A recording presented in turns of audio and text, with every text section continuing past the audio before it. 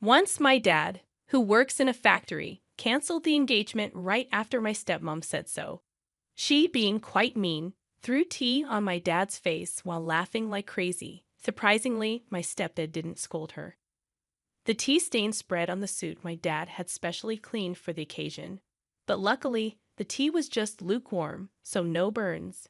I handed a napkin to my dad, and Tom, panicking, tried to clean the suit. Despite worrying about injuries, Tom couldn't help but laugh at his parents' behavior. During this chaos, my dad, without saying anything, stood up straight, pointed at them, and declared he would ruin their company. In a voice I'd never heard before, he took my hand, and we left the chaotic scene behind. Tom apologized to my dad and quickly followed us, but my dad gravely said there's no need. I'm Yvonne Warner, a 26-year-old office worker with a bit of a family situation. My mom passed away when I was little, and my dad raised me alone. He worked at a factory but never missed any of my school events. In college, I dated Tom, who was 2 years older. Tom was gentle and polite, but there was some conflict with his parents. Despite that, I continued dating him, proud of how he put me first. I wanted to introduce him to my dad and see their reactions. When we bumped into my dad on a date, there was a mix of fear and excitement. Tom nervously introduced himself to my serious-looking dad. Tom, looking tense, bowed deeply and greeted my dad. My dad, happy to accept, smiled warmly and started chatting with him. So, you're Yvonne's boyfriend. Don't be so nervous. Take good care of her, okay? My dad reassured Tom. Yes, I'll do my best. Thank you, Tom replied. As they kept talking, Tom relaxed, and they got along well. I was relieved to see the two important men in my life getting along. I had been worried about what if my dad didn't like Tom. We couldn't spend much time as my dad had work, so we parted ways after saying goodbye to Dad. Turning back to Tom, who looked dazed, I asked if there were any problems. Suddenly, he got excited, asking, "That was really your dad, right?" Puzzled by his odd question, I answered without hesitation, "Yes, that's my dad." "Why? What's up?" Right. That's what I thought," Tom said, crossing his arms and deep in thought. I grew curious and asked him what he was pondering. His vague response left me unsettled, and he evaded any further questions. Even though he said he liked my dad, I started to worry. What if he actually didn't? It made me anxious. A few days later, Tom called me for an important talk. Nervous about our last meeting with my dad, I went to the meeting place, a cafe. Tom was already there, and I could see his gloomy face through the glass. My anxiety deepened, but I decided to act cheerful anyway. As I entered and informed him of our meeting, I approached him slowly. Tom, deeply sighing, was startled when I tapped him on the shoulder. "Whoa, Yvonne, you scared me," Tom said, holding his chest with wide eyes, taking a deep breath when he saw me. I was surprised by how startled Tom was. He seemed deeply troubled. Sitting across from a still gloomy Tom, I ordered from the waiter. My anxiety grew as Tom's face remained downcast. I really wanted him to pour out everything on his mind, so I spoke up. "Hey, Tom, what's bothering you so much? Is there something wrong about my dad?" When I asked this, Tom quickly looked up and immediately denied it. "Absolutely not. I actually respect your dad. It's just my. He trailed off and looked down again. I sighed. It seemed like I had to pry it out of him. I asked directly, "If you're worried about something, I want to know what's on your mind." Tom took a deep breath as if making up his mind and started to talk. "Actually, there's something I want to tell you about my parents. It's a bit of a long story, but I need you to hear it all." The story Tom told was quite shocking. According to him, his parents lack class and only judge people by their educational background and job. They've been horrible to him, constantly interfering in his life. When he introduced a girlfriend, they criticize her on the spot and send her away. The girls would end up breaking up with him in tears. That's why Tom wanted to marry me but was worried because of his parents. I told him there's no need to worry. We don't have to involve his parents in our marriage. Just bear with them during the wedding formalities. My dad seemed to like Tom, so what's the problem? I don't mind about that. It's okay. My dad liked you, so don't worry. Really, that makes me happy. When I first met your dad, I was surprised how different he is from my own parents. I thought that if I married Ivan, I'd become the son of such a great man. But getting married means my parents become your parents too, and I couldn't decide. Tom brightened up when I said my dad liked him but soon sighed deeply. However, Tom seemed to have an idea and looked up, apologizing. When we go to meet my parents for our marriage, can we have your dad come too? I want them to see there are such respectable people around. It might not change them right away, but I hope it does. Okay, I'll talk to my dad about it, but I wish you had talked to me about this in a different way. Oh, sorry. I'll do it properly from now. Tom suddenly realized, hurriedly and properly proposing marriage to me.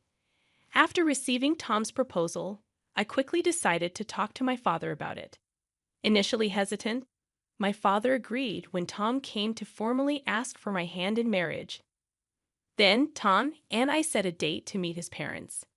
On the day of the visit, all dressed up, we stood at the front door of Tom's family home, meeting Tom's parents for the first time. After hearing such stories, I was understandably nervous. My father, trying to lighten the mood, laughed and encouraged us. No need to be so tense. Tom's parents are just a bit overly concerned. Be confident. Feeling reassured by my dad's pat on the back, my nerves eased slightly. As it was time, Tom rang the doorbell, but there was no sound. We even wondered if they were not home. In a slight panic, Tom rang again, but still there was no response. Not wanting to make a bad impression in front of my father, Tom excused himself and went inside first. My father and I exchanged glances and waited silently for Tom. Soon, Tom came out looking flustered. Before I could ask what happened, Tom began making excuses with a forced smile. Sorry, there was a bit of a delay, but please wait. We'll be ready soon. And with that, he went back inside. My father sighed in exasperation, and I felt increasingly worried. Inside, this incident might even jeopardize our wedding plans. My father isn't short-tempered, but he dislikes dishonesty, so I couldn't help but consider the worst-case scenario. Lost in these thoughts, finally, Tom came out and awkwardly invited us in. Inside, his parents were waiting. But their demeanor was odd. His mother greeted us with a sly grin, while his father looked away disinterested. We were led to the living room, but the tea served was hastily prepared and lukewarm. Despite Tom's silence and the tense atmosphere, I decided to push through with the introduction. Tom, regaining his composure, introduced my parents, and at the same time, he introduced us as well. Feeling the warmth of Tom's thoughtful introduction of both my father and me equally, our hearts were filled with gratitude. However, his parents sneered at the introduction, and in the next moment, his mother's hand reached for a teacup. Factory working father, let's call off the engagement, she said. As soon as she said that, my mother-in-law splashed tea on my father.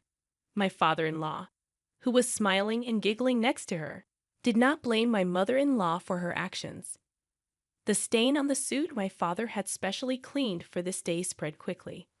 Fortunately, the tea that was thrown at my dad was lukewarm and almost cold, so there was no worry about burns.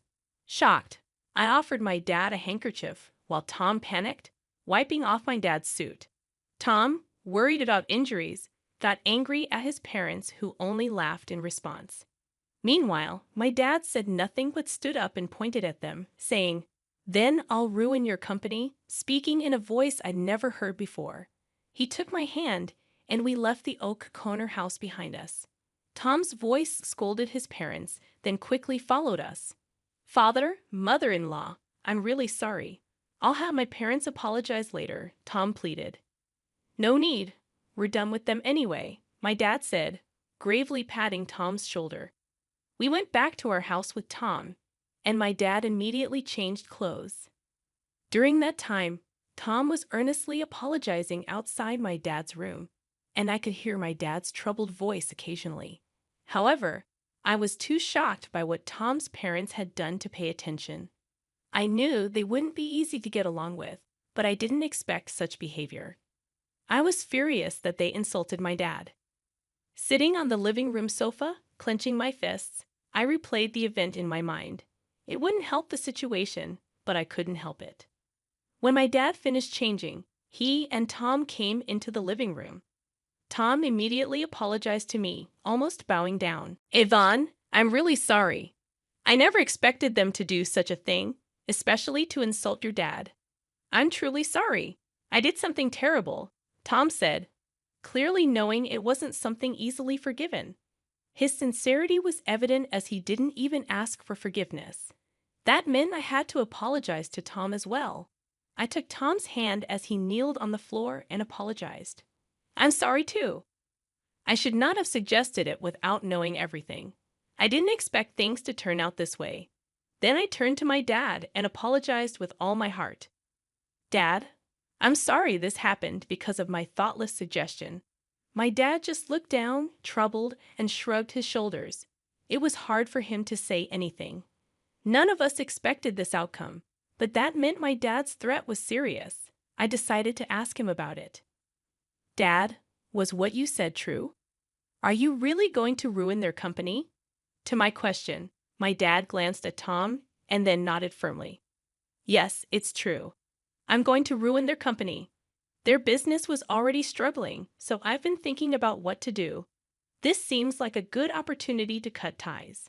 My father's eyes revealed unwavering determination. He runs an industrial company, serving as both the factory manager and CEO of a renowned top-tier local enterprise. Initially, he started as a worker in this factory, giving up his dream of becoming a painter to raise me Al. After my mother passed away, he worked tirelessly at the well-paying local factory, and his hard work was recognized with several promotions. Eventually, he caught the attention of the former CEO, also the former factory manager, who chose my father to take over the company when he decided to retire. The company expanded its business, owning various subsidiaries, and one of these subsidiaries is managed by Tom's father, my father-in-law. We discovered this during our recent visit, though ideally, my father-in-law should have realized this. Unfortunately, due to Tom's mother's premature actions, his parents' prejudices prevented this from being clarified, leading to the current situation. My father mentioned that his company was facing some management difficulties, and he was pondering what to do, considering layoffs to improve management. However, he'd rather avoid that. It was a good opportunity to decide which parts to downsize, my father said with a troubled smile, clearly reluctant to lay off any of his employees. After Tom's serious conversation with my father, he asked Tom in a low voice about his decision to close down his father's company.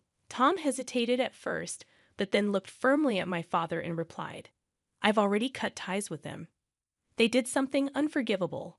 I think part of the consequence is paying for their actions. More than that, I want them to reflect on what happened, including this incident. But I have a request. I know it's awkward to ask at this time, but please let me get engaged with Yvonne. I know I've caused trouble with my parents, but more than anything, I want to be with Yvonne. Please forgive me." Crossing his arms, my father pondered Tom's words. It might seem inappropriate right after such an incident. However, moved by Tom's earnestness, I also pleaded with my father, "Please, Dad, I know things turned out this way, but I want to be with Tom." After hearing our request, my father hummed for a while and then shook his head as if in resignation. "If you both feel the same way, it's fine. But there's a condition. Your parents are company executives.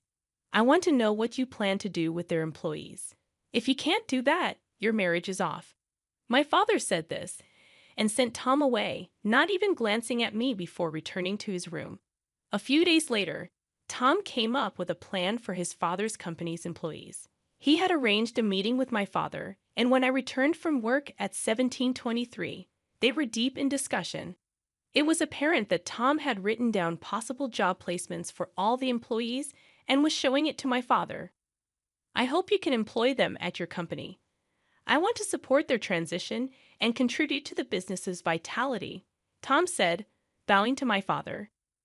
Selfishly, I also want to work at your company. I'll work for free until they're settled and producing results. I want to compensate for any shortcomings with my work and salary. Once that's settled, I'd like to re-engage Yvonne. Tom, showing his earnestness, seemed to think that he was partly responsible for his company's collapse. He wanted to work hard to be the lubricant in this situation. I just found out that our marriage would be delayed, but it's an unavoidable circumstance. Welcome back, Yvonne. You heard right. I'm sorry for deciding such an important thing on my own, but I thought it wouldn't be fair if I were the only one happy. Yes, you're too selfish, Dad. Please let me work in the company with Tom. I'll work for free with you too. And I want you to accept Tom's proposal. As I said this, Tom tried to dissuade me, but I firmly insisted and desperately begged my father. While we were doing this, my father didn't say anything, but after repeated pleas, he uncrossed his arms and quietly nodded. Speaking of which, Tom's parents hadn't apologized yet. My father seemed to have been waiting for them for the past few days, but that period had ended. Time's up, he muttered, beginning preparations to take over my father-in-law's company. Time passed, and finally, the day came when the company collapsed. Tom's parents contacted us in protest, summoning the three of us to their home. When we arrived, the place was crowded with people protesting the company's closure. They were all former employees, angry and shouting. It seemed Tom's father hadn't explained anything to the employees. By summoning us, it looked like his parents intended to shift their failure onto us. As soon as they saw us, they pointed and started accusing. Look there, that's the root of all evil. It's not me. They're the ones who ruined the company, not me. Yes, especially that woman. She seduced our son and ingratiated herself with her father. We are victims too, so stop complaining about it. Others also vocally criticized my father and me, attempting to deflect attention away from themselves. Despite the parents' unrestrained accusations, Tom, visibly upset, tried to calm the former employees. Please wait, everyone. Yes, my father's company collapsed, but it's because of those two also. I want to help all of you who suffered unfairly with job placements. Please listen to me. Gradually, the commotion subsided, and the former employees turned their attention to us. Tom then called out each person's name, announcing their new job placements. Realizing they were not abandoned, the employees breathed sighs of relief. After announcing every employee's placement, his parents started causing a scene. Hey, Tom, what about us? Why are you ignoring us? Yes, Tom, didn't we tell you we're victims too? Tell us our job placements. If you do, we might even forgive that man and allow your marriage to that woman. Ignoring his parents' outbursts, Tom began explaining how the company went bankrupt, revealing everything despite it being an embarrassing story caused by his own parents. Tom apologized for the inconvenience caused to all of them, and thanks to a kind-hearted CEO, their jobs were secure.